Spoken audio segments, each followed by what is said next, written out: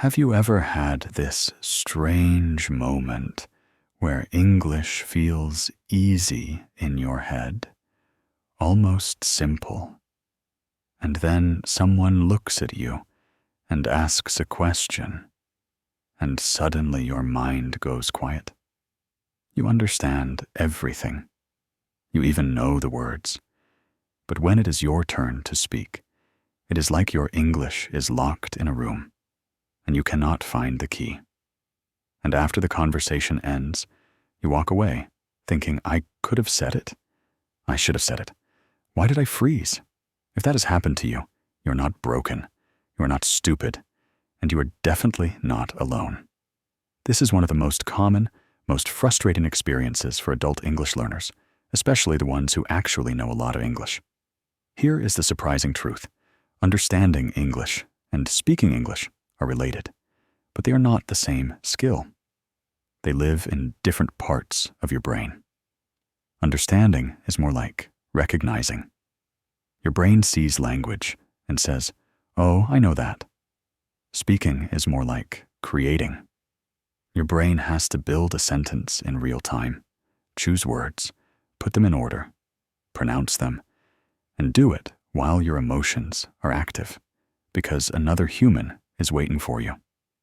That is a completely different kind of pressure. So when English feels easy but never comes out, it often means your understanding is strong, but your speaking system has not had enough calm, repeated practice in real conditions. And real conditions are not a quiet room with a textbook. Real conditions are a meeting at work when your manager suddenly says, "Any thoughts?" Real conditions are when a cashier asks, "Paper or plastic?" And your brain goes, "What did they say?" Even though you already know those words. Real conditions are when someone tells a joke. Everyone laughs, and you want to laugh too, but you are still translating in your head. And by the time you understand it, the moment is gone. That feeling, that gap between knowing and doing, is not a lack of intelligence. It is a lack of automatic access. Let me say that again in a simple way, because it matters. The problem is usually not that you do not know English. The problem is that you cannot reach your English fast enough when you need it. And when you feel pressure, your brain becomes even slower. Why does pressure do that? Because speaking is not only language. Speaking is also identity. It is your face, your voice, your image, your reputation. When you speak your native language, you feel like yourself. You feel sharp. You feel normal. In English, you might feel younger, less professional, less funny, less confident. Not because you are, but because your tools are limited in that moment. And your brain hates feeling unsafe socially. So it tries to protect you. It says, be careful. Do not make a mistake. Do not sound stupid. And that protective system creates tension. Tension makes your mind blank. And now, you cannot access the words you actually know. This is why perfectionism is such a powerful enemy of fluency. Many adult learners want to speak correctly, and of course, that is a good goal. But perfectionism turns a simple conversation into a test. You start checking everything. Is this the right tense? Is this the right preposition? Is my accent bad? Is this word too informal? And while you are checking, the conversation keeps moving. Then you panic, and you say nothing. Or you say something very short, or you switch back to your native language, if possible. Later, when you are alone, your brain relaxes, and suddenly the perfect sentence appears. You feel angry at yourself, but the truth is, you are not missing knowledge. You are missing calm. Another big reason English gets stuck is translation. Translation feels safe because it is familiar.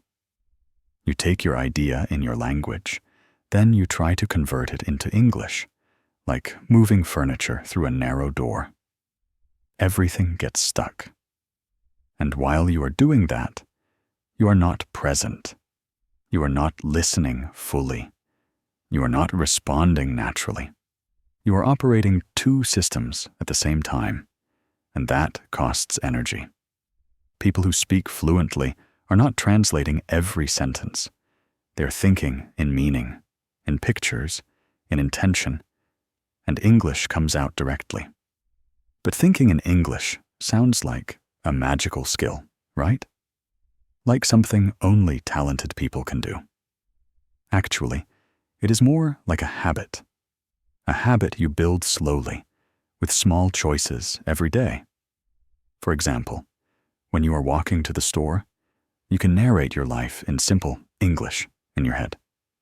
Not perfect English, just simple. I need to buy milk. I hope it is not crowded. I forgot my bag. It is cold today. This is not a grammar exercise.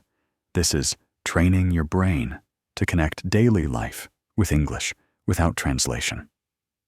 And the more you do it, the more your brain learns that English is not only for studying. English is for living. Now let us talk about the moment when English feels easy but does not come out. What is happening in that exact second? Usually there is a tiny pause where your brain is searching. Then another thought appears, something like, hurry up. They're waiting. And then another thought, do not say it wrong. And then another thought, what if they laugh? And suddenly, your attention is not on communication anymore. Your attention is on danger. Even if the situation is not truly dangerous, your body reacts like it is. Your breathing changes, your throat tightens, your voice becomes smaller. You might even forget words you use every day. That is not language failure. That is stress. So one of the most powerful things you can learn is this. Fluency is not only vocabulary. Fluency is nervous system control. Can you stay relaxed enough to let imperfect English come out? Because imperfect English is the bridge to better English. You do not become fluent by waiting for perfect sentences. You become fluent by saying many imperfect sentences and surviving them. And you will survive them. Most people are not judging you the way you imagine. Many people are actually impressed that you speak another language at all. And the ones who judge are not the ones you should build your life around. Think about a normal work situation. You are in a meeting.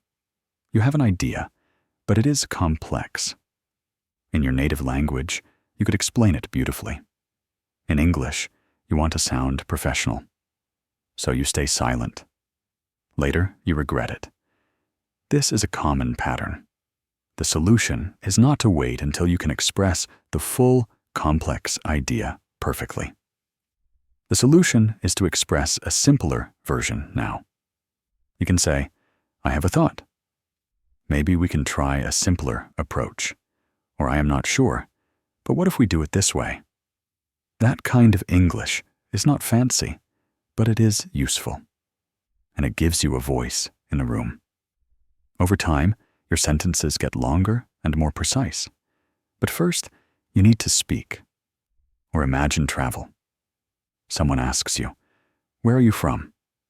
And your brain blanks for half a second, even though you know the answer. That blank is not because you do not know the words. It is because your brain is switching modes, from listening mode to speaking mode. And the switch can feel heavy if you do not practice it. One way to make the switch easier is to practice small automatic responses, not memorized speeches, just comfortable patterns. I am from Brazil. I am from Turkey. I am from Korea. I live in Berlin now. I am here for work. I am here on vacation. These are simple, but when they become automatic, you start conversations with more confidence. Then, your brain has more space for the harder parts. Also, let us normalize something important. Making mistakes in English is not a sign that you are bad at English. It is a sign that you are using English. Babies make mistakes. Children make mistakes.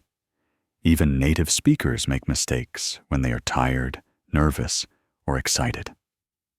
The difference is that native speakers do not panic about it. They keep going. They correct themselves quickly, or they do not correct at all. Communication is the goal.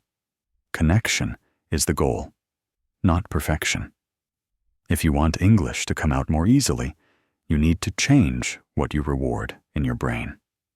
Right now, many learners reward silence. Silence feels safe.